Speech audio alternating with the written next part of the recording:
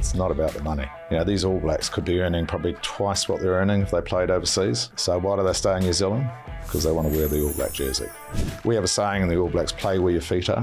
What does that mean, play where your feet are? I didn't have any other friends, didn't play golf, didn't go to the pub because it was either rugby, 100%, or family, 100%. Sean, thank you so much for joining us today. We're so excited to have you in the studio. Well, thank you for having me. It's been a pleasure, a long time coming. It has been. Has been. But no, nice to be here. I would love to start, though, on really the two different stages of your career, being one, kind of playing the amateur game, and then two, when it professionalized. Mm-hmm. Can we just start there? And it's like, what was that like playing the amateur game, and then what changed when it turned professional? We always say that we're probably more professional when we're amateurs. Literally, it's why? Well, nothing really changed, although we got paid. That was the only difference, really. And I think that's the way the All Blacks have always been. Hugely professional setup. We all had jobs. We'd trained before we went to work. I was a builder. I built houses. That's what I did. And so I never used to go to the gym because I didn't need to, because I was shoveling metal, concrete, climbing up walls. But that's what we did. We loved it. We'd train at 6 o'clock in the morning. I'd run to work, have a day's work, and then we'd train in the evening. And that's the way it was, and we absolutely loved it. Because our season was broken up into three modules basically. We had club rugby, and I played for university, and then we had the provincial game, which was Auckland, and then if you did well in that, you go through and play for the All Blacks, and that's. How did it feel when you got the first call up to the All Blacks? It was a pretty special day. I was just thinking back. I listened to a couple of your other pods, and one of them was Paul McVeigh. Paul McVeigh, he's had, yes, and sorry. He was talking about imposter syndrome. Yes, and that's what I had, because I was at school. I was a rather large kid.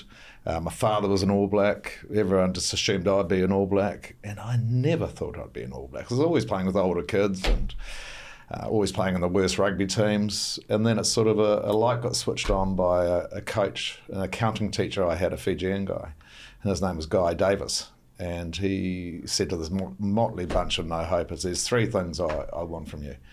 And we were in the worst team. It was the worst team at school. We had 15 rugby fields at Sacred Heart College, and we trained on field number 16 because we weren't worthy of a rugby pitch. And he said, right, there's three things I want from this team. It was 1977. He said, the first thing, everyone on this team is equal. No matter who you are, we're all equal. Second thing I want is when you turn up here on a Monday night, I want you to turn up with a bit of attitude, that you want to be here. And the third thing he said, all I want from you is to be as successful as you can be. Well, what does that mean? And what he was actually saying to us is, I want you to be a winner. Do whatever it takes to be a winner. And I'm not talking about cheating. And when you think about that, why don't we say to our kids, winning's important? Because it changes your attitude, how you prepare. Because you think, how can I win? I've got to learn how to kick the ball with my left foot. I've got to learn how to pass with both hands. I've got to learn how to whatever. And then I might have a chance of winning. And we'd lose by 100 points. And we'd come back and Guy would say to us, Sean Fitzpatrick, were you as successful as you could be on Saturday? Mr. Davis, I managed to kick the ball with my left foot. And he'd go, fantastic work on something else. When you think about that, it's one of the key mantras of the All Blacks, is be as successful as you can be. And do you feel we've lost some of that now? Just the willingness to push people that far. No, I think, are we proud to say win? Yeah, we push each other. You can even see the current team. If you're not the best you can be, there'll be somebody else who's pushing, who will take over your mantle. And it's happened to me. I got dropped. I was lucky to get back in, because the more successful you get, the harder it gets. Yeah. And we'll probably talk about this later. But how did it feel being dropped? It's probably the best thing that ever happened to me.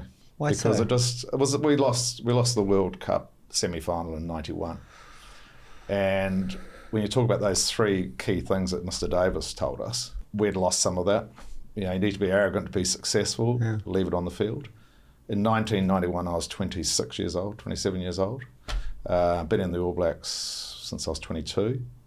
Won a World Cup, and then had 4 unbelievable years. Went to 91, and we'd become a bit fat and lazy. Had started taking our positions for granted. Thought we're better than what we were, and basically, the new All Black coach rang me up and he said, Sean, do you want to play for the All Blacks? And I'd already decided they wanted to retire. And 4 months on, my wife and I sat down and thought, no, you can't retire. This is March in 1992, and Laurie Mains rang me, and he said, Sean, it's Laurie Mains here. I'm the new All Black coach. Do you want to be an All Black again? And I went, Laurie, I'd love to be an All Black again. And he said, well, you're probably not going to be. He said, firstly, you're too fat. Secondly, you're too slow. Thirdly, you're bloody arrogant. And the thing that hurt me most of all, he said, you've lost the respect of the All Black jersey. And I was like, really? Wow. Even when I say that now, I'm like, you can't have lost the respect for the All Black jersey. But I had. Self-reflection, why? What do you think he had seen? We just got into that winning mentality. One of our sayings is prepare as if you're number 2. Never ever think you're good enough. And we started to believe that we were quite good because everyone was telling us how good we were. And I hate that scenario that we actually did take our position for granted. Was that 1987 World Cup win, the first one? 87, we won the World Cup. Then 88, we just got better. 89, we came over here. We toured Ireland and Wales, and we were beating teams by 50, 60 points. We beat Wales by 50 points in Cardiff. And then in 1990, we started to wobble a bit. I think Australia beat us once, maybe. And we were like, okay.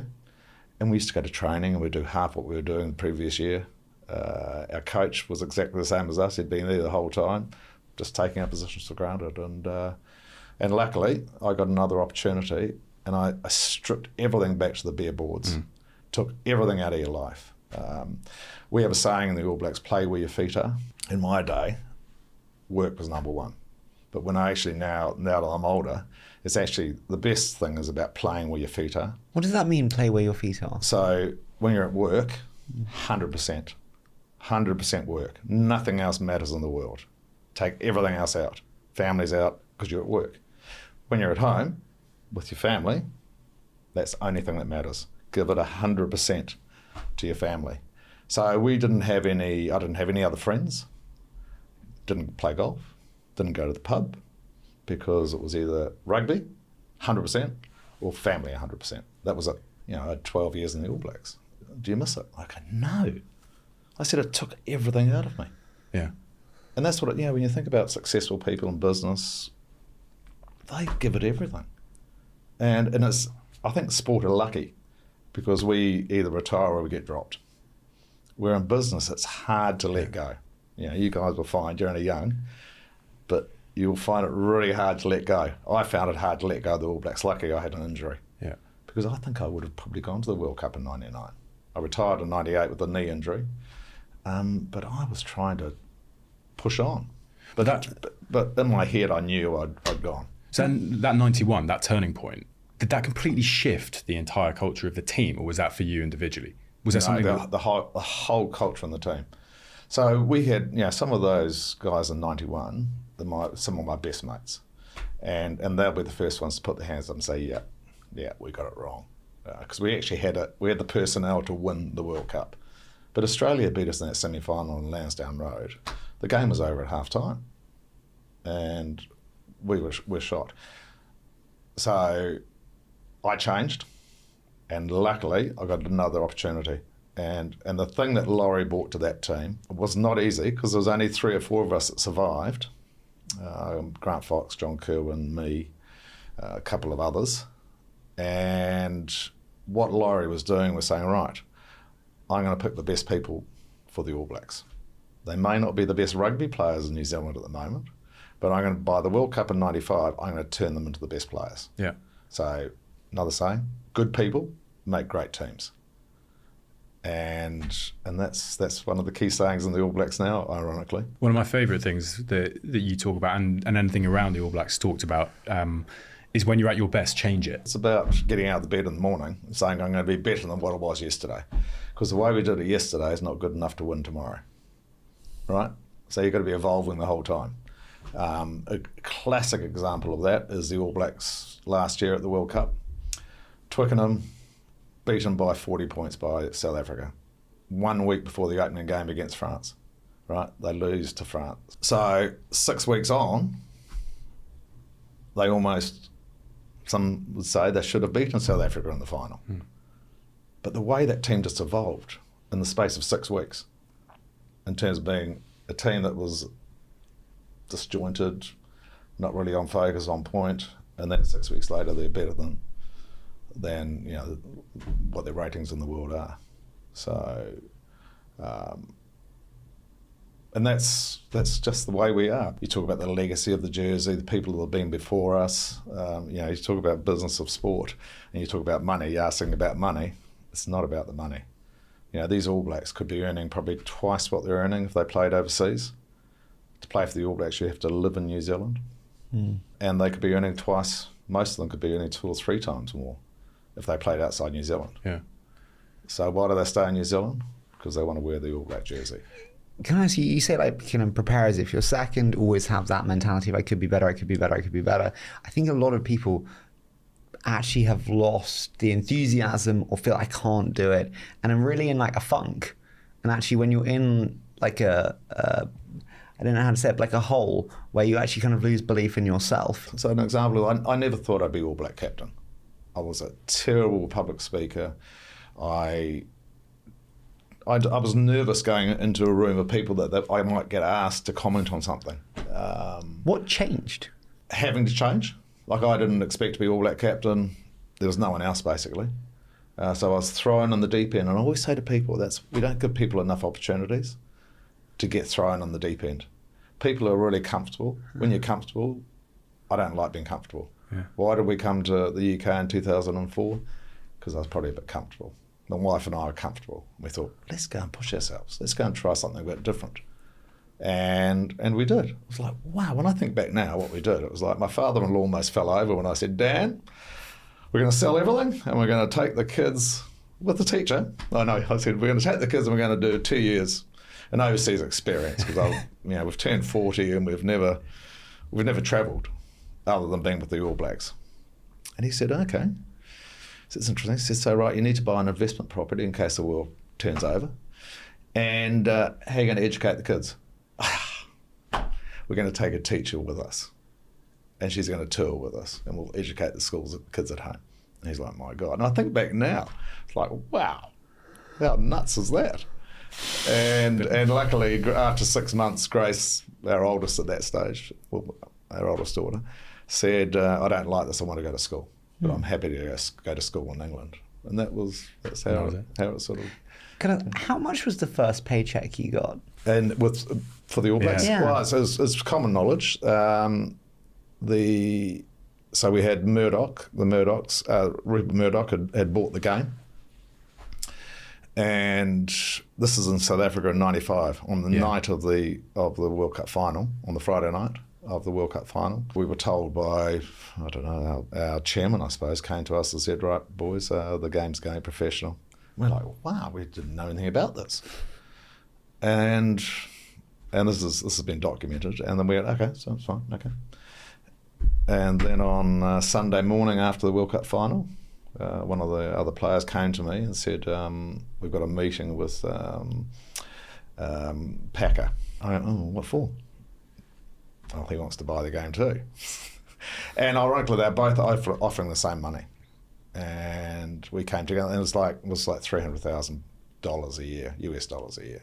To each player? Each player, yeah. That's pretty great. Oh my God, when you've gone from nothing. Yeah. And you don't have to be building anymore. But what was good about us, so we had 2 offers on the table. So we had a meeting with the players and we said, right, we've got 2 offers. We are not splitting. We are going to stick together. The moment we split, that's over. So let's work out what's best for the game in terms of what Packer's offering, what Murdoch's offering. And was that a price fix across the team? Everyone got the same, or everyone was got there? The same, yeah, no, everyone got the same. Yeah.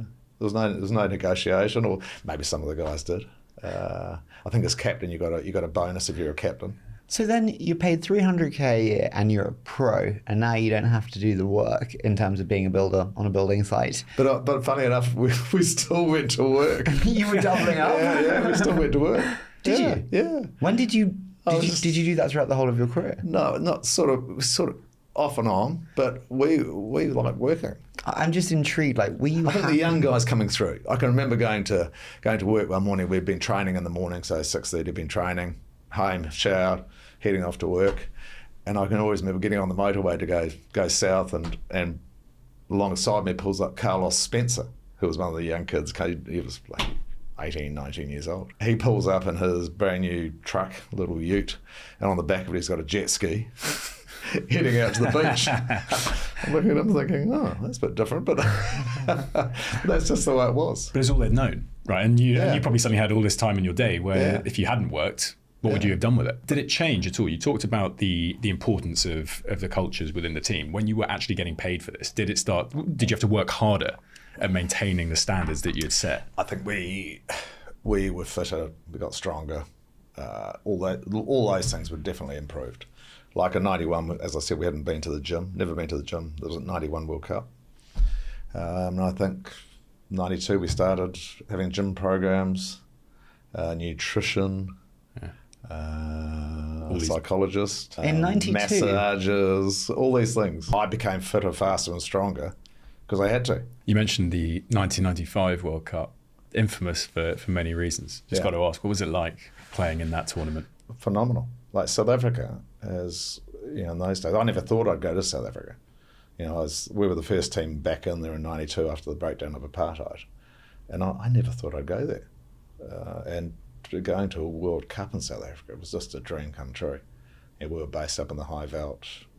South Africans love the All Blacks, and it was just a brilliant World Cup. Unfortunately, it didn't end how we wanted it to end, but it still was an amazing World Cup.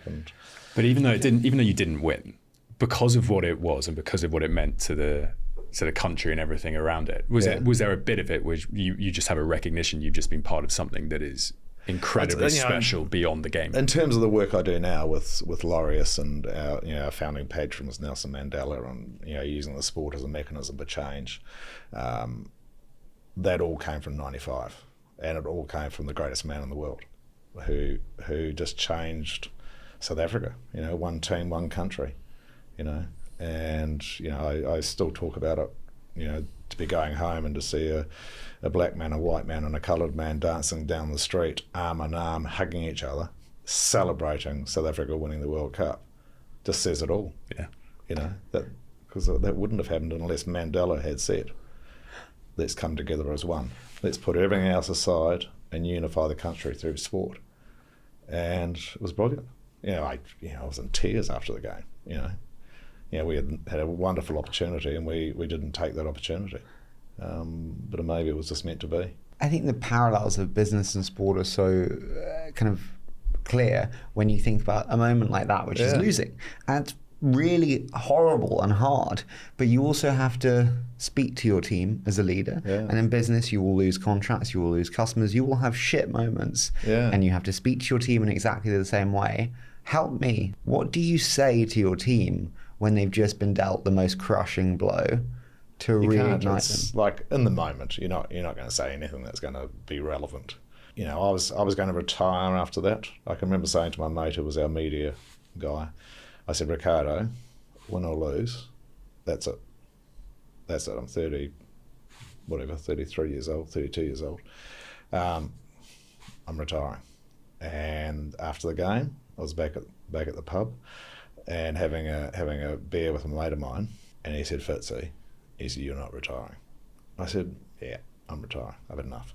He said, "No." He said, "You have to come back here next year and beat these bastards. Be the captain of the first All Black team to win a series in South Africa in 96. And I thought, phew. So anyway, and then weeks went by, and that's when I could start thinking about it. And then the team came together, because that was it for us until we actually went to Australia. We played Australia in a one-off test, which we absolutely pumped them.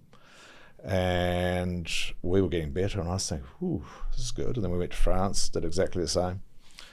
And then 96 came around, and a new All Black coach took over, and his name was John Hart, who had found me as a kid. He'd brought me into the Auckland team and mentored me, and he came around. I was building a house. I was on top of the house, and I looked down, and he turned up in this flash car, and sponsors car.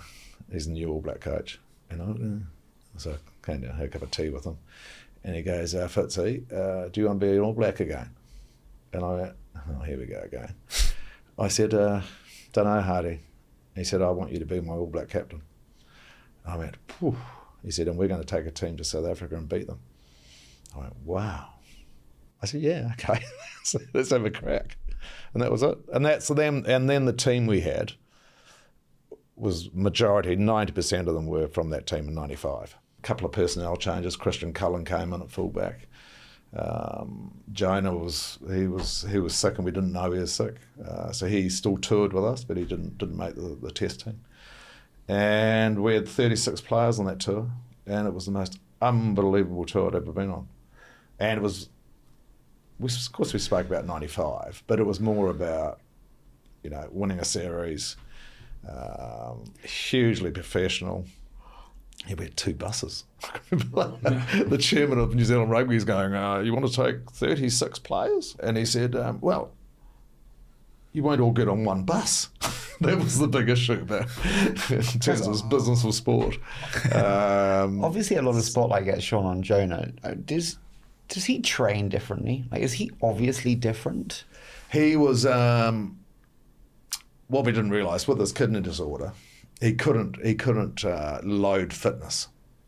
So he couldn't, his endurance capacity was, he could run 100 metres in 10 seconds, but then he couldn't do it again straight away. So he trained differently. Yeah, he trained differently. I can remember in 95 trying to get him, because we're as fit as we'd ever been in 95.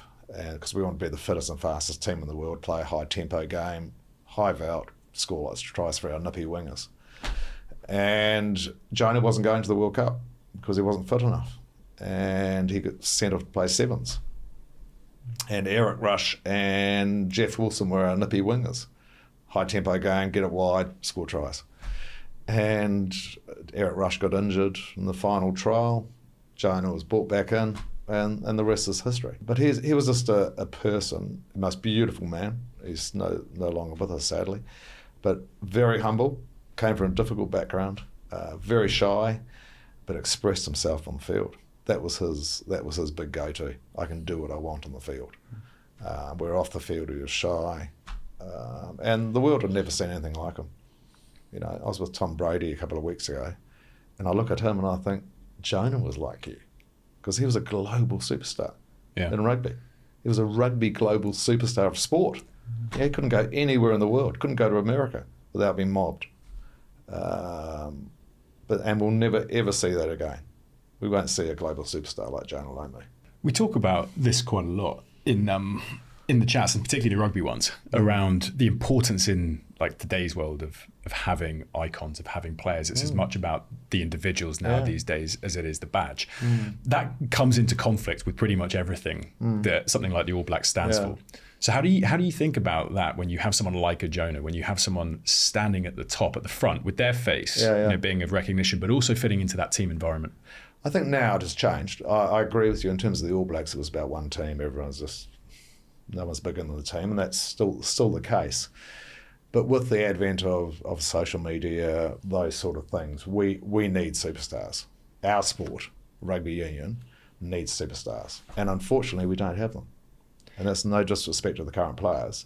It's about the collective bargaining agreements, about the players all being one. I'm about to say something that's going to absolutely kill me, and Charlie's going to kick me, and you're going to say I want to leave.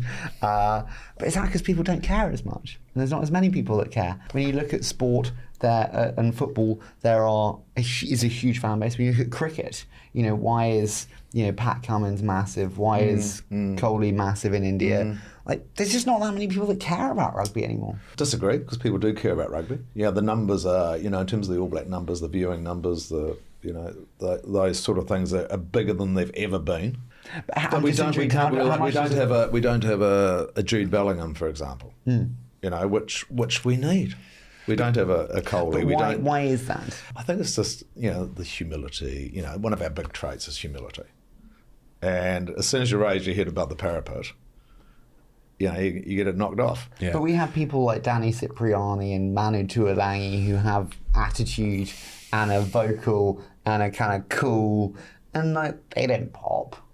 Well, there's a distraction piece in a lot of these players that maybe fits into that. I remember when we had David Buttress, who owns the Dragons, on, and we were talking, I think, before previously about this, and he said there's just a direct conflict of the dressing room environment and having these stars. But to your point, I understand what you're saying.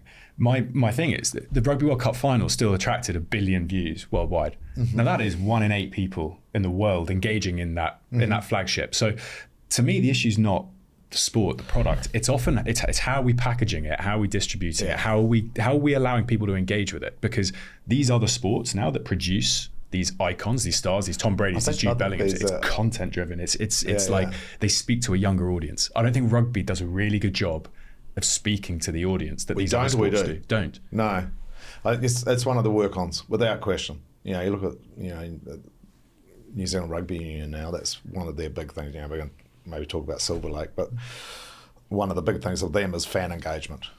We have 1 billion fans globally, and the number has gone up in terms of how many registered fans we have. So All Blacks or rugby? The All Blacks. All Blacks. All Blacks have 1 billion fans. Yeah. So when Silver Lake came and they did a study on the All Black brand, and they worked out that they had 1 billion fans globally that watch the All Blacks, or it's their second best team or whatever.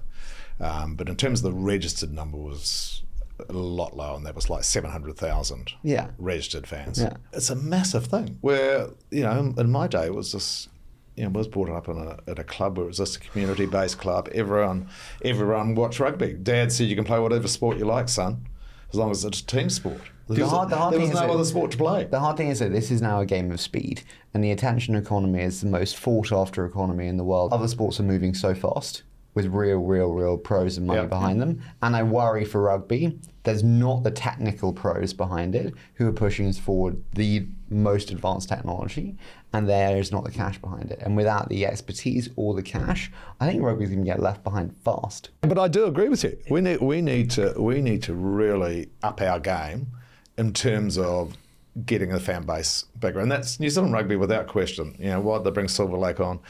Because we need a fan engagement. We need to increase the number of people watching. How do you consume sport? The way we consume sport now is totally different. The kids of today don't want to sit down and watch a build-up of 2 hours of rugby. They want to just be able to consume the sport and make it entertaining. Why does my daughter watch F1?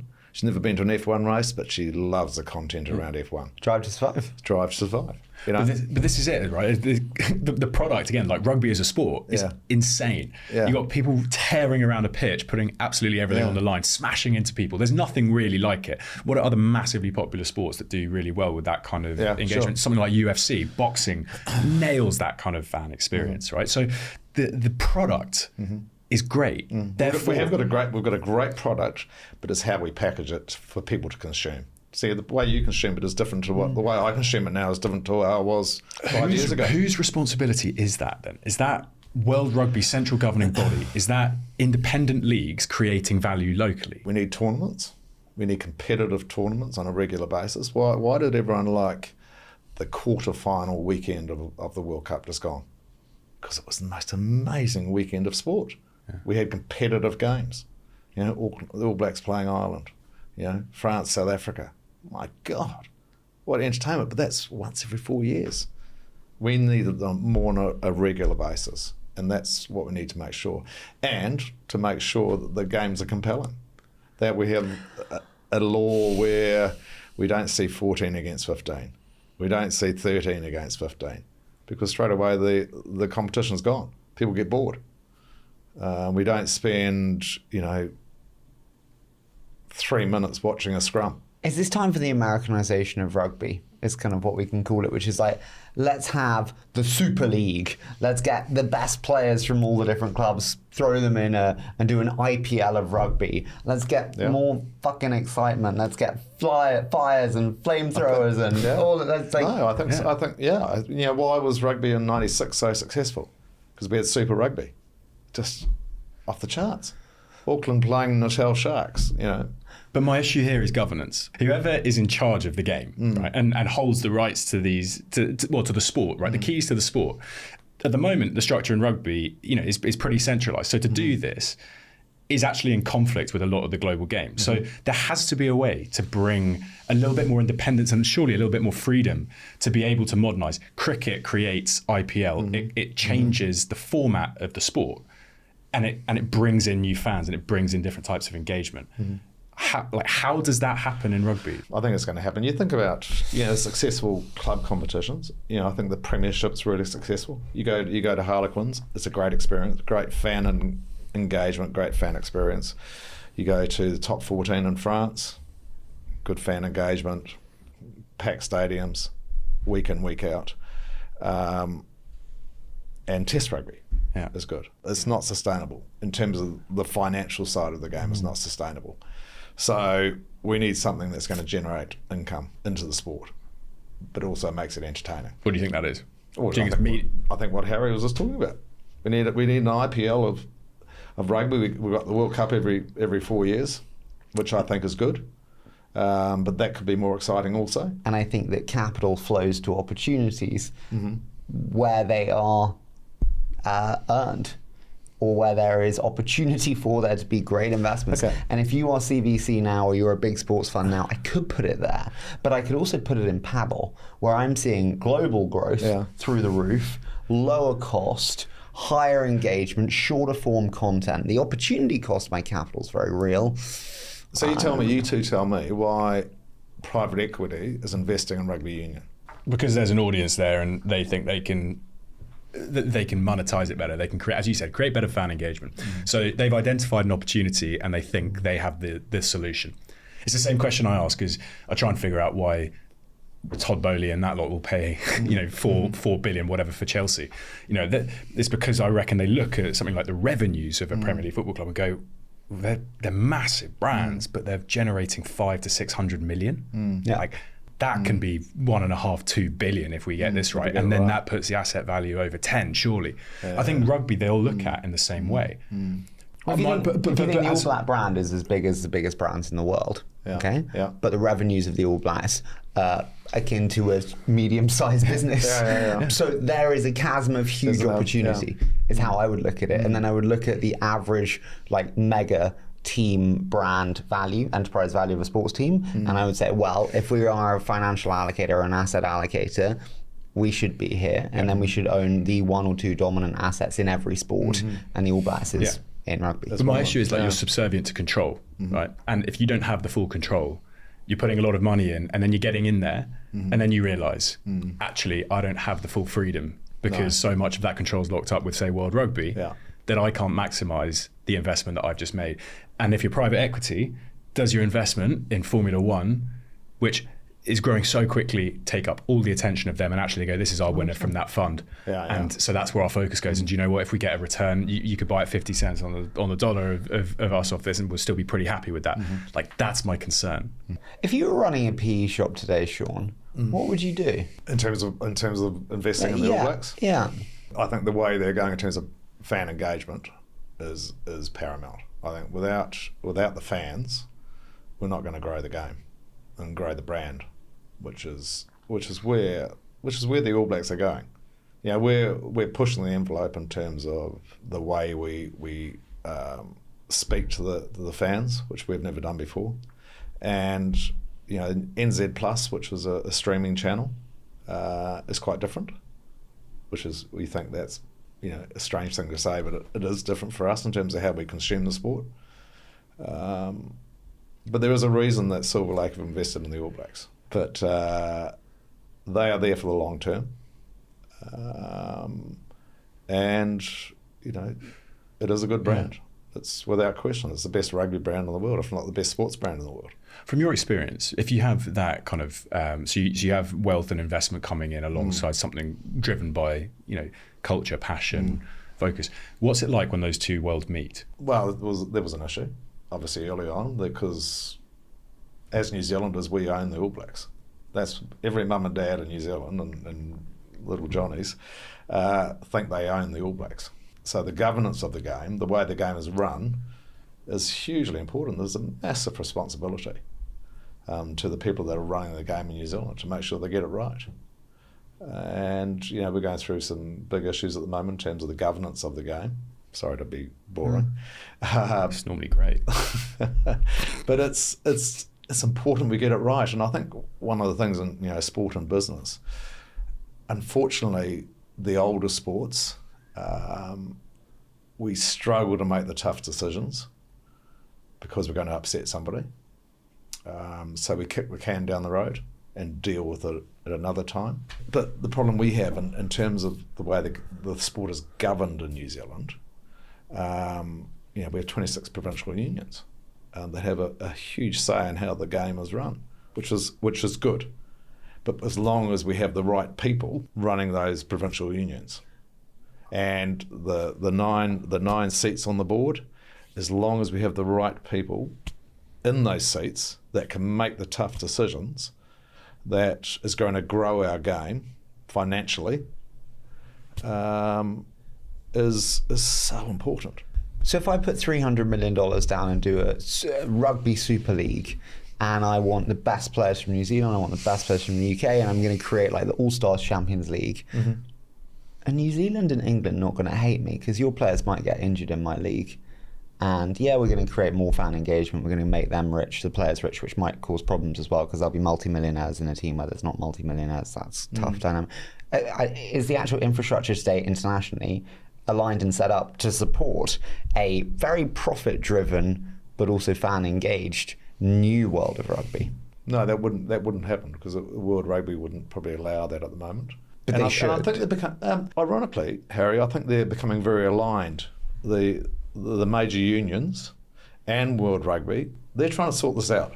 I think we've got some really good people that are trying to make this work because everyone realises the financial stability of our game is not great. If the owners of the Premiership clubs walk away, if the owners of the top 14 clubs walk away, a lot of those clubs will go under. And if that happens, the market is flooded with all these players, and we're seeing it even in the UK in terms of the value of the player. Is every time a club falls over, the market, decreases in terms of the value. What's the likelihood of that happening? Look, who ever thought London Irish would fall over? We're just hoping that it doesn't. What's interesting is that people are not willing to take the financial irresponsibility for a rugby club that they are willing to for a football club. We've interviewed many football team owners. I know many billionaire football team owners and sports team owners. I'm like, that dude is a lost leader, but I don't care. I'm worth $5 billion, like whatever, 50 million a year to the team, whatever. It's my. Yeah. Why is there not a generation of billionaires who are lining up to buy their favourite rugby team? I think you'd say they do. Probably there's we've got some really wealthy owners, and but they're not losing the sort of money the football clubs are losing. But they're all, majority of them are losing money. Sure, I'm just saying, like, why isn't the Premiership in the UK for rugby not owned just by billionaires who love the sport? Because you have very rich people, but the revenues are so low that there's only so much they could legitimately spend to actually football. You can go out and spend 150 million on a player. Sure. Right. In rugby, if you're spending more than $1 million to get a player anywhere, it's like the market just can't. You would distort an entire market to try and do that. The whole thing would actually crumble. So the opportunity to do it would only happen if the game, like let's say you signed a centralised media deal that brought 40 million a year into clubs, that then allowed for an owner to come in and spend some of that money and top it up with their own personal cash, so they could lose a third extra 30% on top of that, an extra 20 million. But at the moment, quite a lot of these teams can make like 12 to 15 million a year. I'm really positive about what's happening because, as you said, we've got such good brands.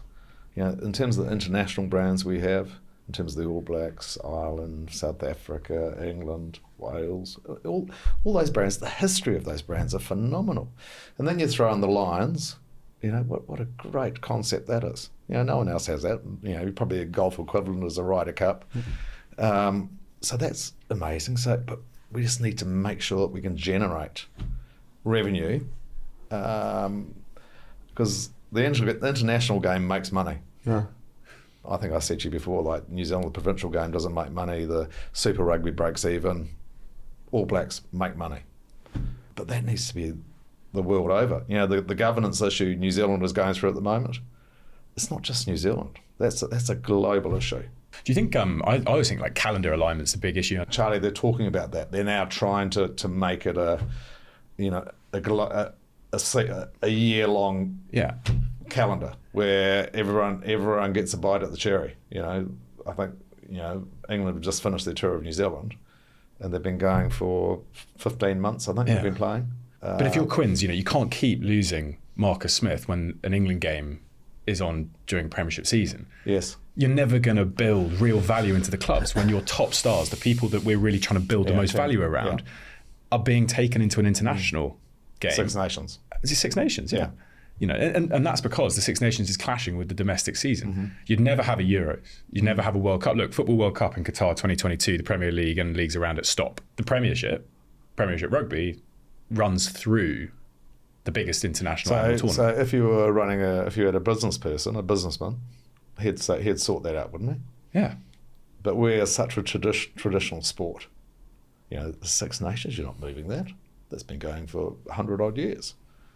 That's the way we think, rather than thinking business-wise. What's the best business opportunity? So tough decision. Don't really like tough decisions, but I think who is making that decision? So World Rugby, and the CEOs from all the leading nations, and you know, they're coming together, and you know, you talk to Mark Robinson, our CEO, and he's really positive about where they're going, and that change. But he would take the side of not moving it to be a more business-minded calendar. No, definitely not. No, New Zealand is very business-minded. Okay, so he would be aligned with that. Yeah, totally. Overall, I think everyone realises that we have to make change. Yeah. Because we've got a great product. You know, you look at Six Nations, every game sold out.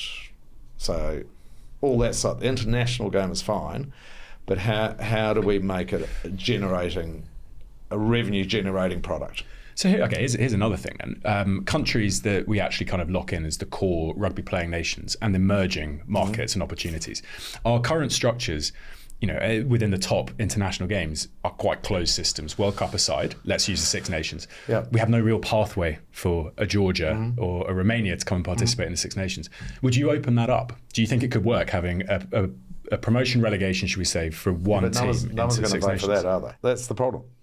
You know, if you're going to say to a Wales or a Scotland or whoever is finishing the ball initially that there's going to be a promotion relegation, and you're going to vote for that? No, probably not. But you have to find a way. But there's a tough decision. Once again, it's a tough decision that we have to make, and it may compromise our position. But for the betterment of the game, this is what we need to do. Wouldn't that be amazing though? Imagine like if this year it would have been, let's say, Wales versus Georgia as a playoff match to participate in the Six Nations next year. I would watch it. Oh, that would be so the only one, mate. No, it would be so good. It would be, trust me, it would be amazing. What, Wales, Georgia? Because if Wales lose, they drop out of the Six Nations. Yeah. Well, the way that you would incentivise is by saying, hey, listen, with the additional countries that would participate, we'll have massive increases in TV revenue where you will all see the benefits of. So actually, with 6 more countries, we're opening up to another 200 million eyeballs, and you'll each get another $6 million. See, look at Portugal in the World Cup. Yeah, they went home to a hero's welcome. Yeah, Ronaldo even turned up at the airport to see them. You know, which is fantastic for rugby. But it does all come back down to being able to make freer decisions, being able to have slightly more people capable of actually affecting that change. That's hard, but it can be done. So content creation, you guys do a bit of that, eh? A little bit. Yeah, a little bit. 10 years. That's what we need. We need good content, you know, around the game, not just on Saturday afternoon, or we need it during the week. You know, I still get, like I mentioned the British and Irish Lions, once every 4 years, and we don't hear anything for 3 years. Why don't we have content 4 years, in between the whole 4 years, have build up?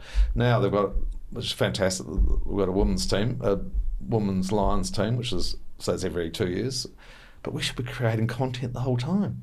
I want to see content. I did a thing called Jersey Tales, which was the tales of my jerseys, right from being a school kid and I just had all these jerseys lined up behind me. I think Whisper did it, and can I mention Whisper? Yeah. Good. And I just told a story about my jerseys. And, you might think it's boring, but it was only like 15 minutes, and it was just fantastic. Yeah. I want to see more of that. Like Bowden Barrett, what he did on Saturday, I don't know if you saw that, just phenomenal. But there should be, post that, there should be so much content around, being able to watch it. But there's just no structures in these organisations at the moment because they're not structured like media teams. They're not structured like content businesses. To be able to actually capture this, they don't have. It goes back to every people. company is a media business, one. But I think also every company in every sport needs a star. And I blame the rugby players. Association. No, the players. Yeah. Like, you guys, it's on you. Like, you should be. Do you know what one of the fastest growing brands is? Gymshark. Another one, Maxi Muscle. Yeah. One of the best places to invest, protein shakes. The generation of young men and women that love fitness, improvement, like reaching your physical peak. Rugby players are some of the fittest, most why are you not doing a day in the life of what I eat, what I do sleep-wise, sleep routine-wise, vitamin-wise, training-wise, cardio-wise, weight-wise? That's on you. You could be building massive personal brands by turning your life into a really inspiring content map. Good question. So why aren't they? Honestly, I don't think they know how. Yeah. Can I put another thing in? I don't think they think strategically like that. Right. I think they're also scared, to what we were talking about at the start, to stick their head above the parapet and do something as an individual outside of the dressing room. Yeah. When everything in your life... You've got Marcus Smith. What a great brand. Do you know one success from English branding and rugby? Who? It was Johnny Wilkinson. You know why? He's on a bus stop, and he's on a bus stop with a Hackett blazer. And turmeric latte. That is marketing success. Right. When you transcend the game, and like Marcus Smith, I'm sure I'm totally missing out. I'm being deliberately divisive, and I'm sure I should know. But he's not actually like mega mainstream. No, not yet. But he might be. But he should be. But like that is what we missed. But it's so cyclical. So say he starts doing a channel where he talks about his training routines, his life, day in the life of Marcus Smith. You know who'll then pick him up? Gymshark will say, hey, we'll give you 500k, be an ambassador for Gymshark. Gymshark will plaster him all over bus stops. They'll plaster him on stores. More people will see him. More people will follow. The cyclicality of following in content brands is very real. And if you don't take that step one, you're not going to get that. I don't know this. You've obviously had associations with Quins. So, for example, in this state, what is the current ownership of rights between clubs and players? Can players do stuff outside of the club for their own brand?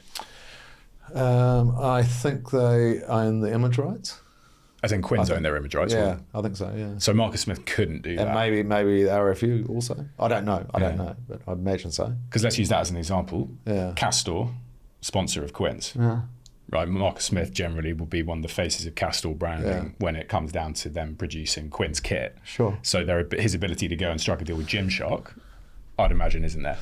I would imagine if he didn't have any branding, Harlequins branding or RFU branding, he could do what he wants. But that would be his personal image, right? Yeah, so again, wouldn't be able to say English rugby player Marcus Smith. Yeah. So to wrap this up, I think New Zealand rugby in general is probably more proactive than most because we're on the edge of the world, and we want our players in New Zealand, so we need to make sure that we generate enough income to be able to do that in terms of sponsorships, etc., etc. We want competitive games. We need big games. To generate revenue. That's one of the best ways for us to generate revenue is through playing rugby. For example, this weekend we're in San Diego, playing Fiji in San Diego at a stadium that's sold out. Yeah. That's amazing. Yeah, it's cool. And also then once again it's promoting our brand to an audience that we haven't seen before. So I think we're doing it better than most because we have that global audience, billion fans. That want to watch the All Blacks. America's a massive market for us. You have the content piece. You mentioned it. Content for the sake of content is a problem. But as you've done a Prime series and an All or Nothing in and around the All Blacks. I think it was when the Lions came over. You see then the Six Nations coming into Netflix. Do you think those streaming services? Do you think that kind of production is actually hitting the mark of what people really want to see, or do you think it's tailored for the wrong audience? I wish we could do that again, because I don't think we didn't show ourselves in a good light. Because we were protecting our IP a lot of the times. You can't come in here, you can come in here, but you can't come in there. Where when you look at IP, what's our IP? it's what's up here. Yeah. Because everyone can see everything else that we do. But the best thing we have is that mental toughness that we have as All Blacks. And you can't put that on YouTube. Yeah. So everything else, I don't know why we protect everything else. Because Sam Walton, when he came in, he said, the Six Nations thing on Netflix. He said, yeah, great in concept, does the job. But then you've got Finn Russell having a cup of coffee with his family, rather than the intense training sessions that were going in and the actual what it takes to be a rugby player. And he just said, I just don't feel like that showed what it's actually like to be I'd like to see all player. that. And when you look at the other ones that have been successful, the Drive to Survive Award, you've got right inside. Yeah. You feel it. Yeah. I want to ask, separate to rugby just quickly, your involvement with Laureus and chair of Laureus. It's obviously got a fantastic award series. You get incredible kind of athletes and engagement on that. What's the organisation like? Because I know there's more than just the awards. So we have the awards, which have been going with our 25th award this year, awards ceremony, which celebrates excellence in sport. We had 350 people in the room. Yeah. Originally, there was 35 founder members, which I was one of those. There's now 71 of us. You have to be retired to be inducted. And we vote on the 7 categories. There's 1,000 sports media around the world, give us 6 in each category, 7 in each category, 6 in 7 categories. And then we choose 1, 2, 3. And it's all done by PwC, so we don't know. It's all secret ballot, and then we don't know till the night who's won. And then from that came the Sport for Good Foundation, which was what Mandela said to us. He said, you guys have an amazing voice in the world of sport. You should use that. Sport has the power to change the world, but athletes actually are the ones that can change the world. And it's so true. Yeah. Look at, I've been to many. We've got 370 odd projects globally in 45 countries that we support, and all sport-based projects. And the difference sports makes is just phenomenal. Yeah. I was speaking about West Belfast before. We've got a project there that's basically through sport putting the Protestants together with the Catholics and displaying sport. Harry is a Protestant. I'm a Catholic. I'm not meant to like you, Harry. But through sport, we come together. We actually realise that we actually do like each other, and it's just breaking down those racial barriers. Yeah. That only sport can do. Amazing. Speaks as Mandela said, it speaks a language that the youth of today understand. Sport, So with the way the world is now, it's just nuts. I am massive on sport with kids. Same. Just, New Zealand, we have a real issue at the moment with gangs, basically. Really? And drugs is a huge issue. But the sport programs that we're involved in down there is unbelievable what it's doing. Because the kids of today have lost all respect. They just walk into shops, steal stuff. On the way out, they punch the security guard. Because they've lost all respect. And sport gives them respect, teaches them respect. Our project, and we've got one in Hong Kong, which is called Operation Breakthrough, which is one of our biggest ones, set up by Hong Kong Police and Hong Kong Rugby. The naughty kids that go before the judge, and he'd say, right, you've got 2 options. You can either go to the juvenile detention centre, where you'll be locked up, or you can go down to the Hong Kong Rugby Club 3 times a week to play rugby. If you don't turn up there, you'll go to the juvenile detention centre. It's been massive. Really? The kids turn up, they get fed, they get educated, they get taught about values. Teamwork, friendship. Liking people, looking after people. Companionship. Respect. Yeah. And you look at all our projects globally, it's just, we have none of our own projects. People have to apply for funding. Yeah. And then we make sure that they're safe, or everything that a project needs to be. We've changed the lives of over 7 million children in 25 years. We've raised €250 million. But it's just phenomenal to think that we've done that. And we've now got 71 Academy members, we've got 130 ambassadors globally. And we're making a real difference. I would love to do a quick fire. So we say a short statement, you give us your immediate thoughts, and then we're good to go. Okay? Okay. You go first. What one moment in your career would you go back to if you could? I'd go back to 96. 96 at Loftus First Fund. Really? Yeah, it was happy. Yeah, happy day. But so back in South Africa. Yeah. What other sport could rugby learn the most from? You look at the Super Bowl. Yeah. My God. It's phenomenal. It's not a lot about the actual football either. It's incredible. I think you it's just about half time. J-Lo and Justin Timberlake. Swifty. We can't touch on it, but I'm interested. If I say what's the value of an athlete in today's society, what do you think? They have a great voice. I think their voice is really important in terms of what they say, and I've always thought that I don't see them as role models for my children. Because I always say to kids, I always say to parents, you are your role model. You're the role model for your children.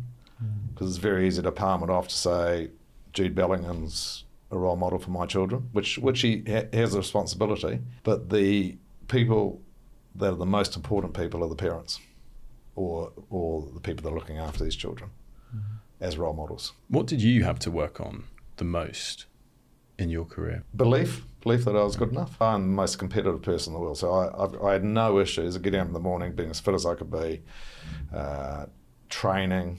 I had a discipline issue in terms of when I was younger, in terms of giving away penalties, doing stupid stuff, which I got that out of my game, and then believing that I could be an All Black, until when that guy Davis said to me, be the best you can be.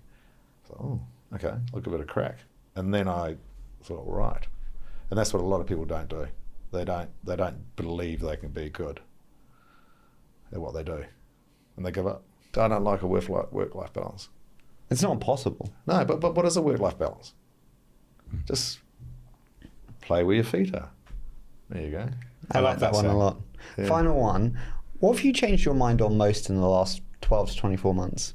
Nothing really. I don't think I've changed my mind on anything.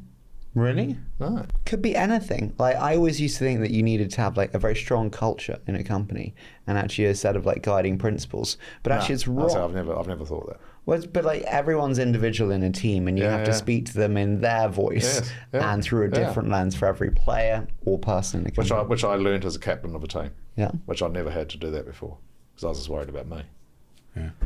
But when you're the captain, you have to be able to transcend ages, cultures, religion, Australians. You need to understand people, which I never had to do. So what being captain of the All Blacks made me was a much better person. It's a pretty good finish, isn't it? That's a clip. That's a good finish.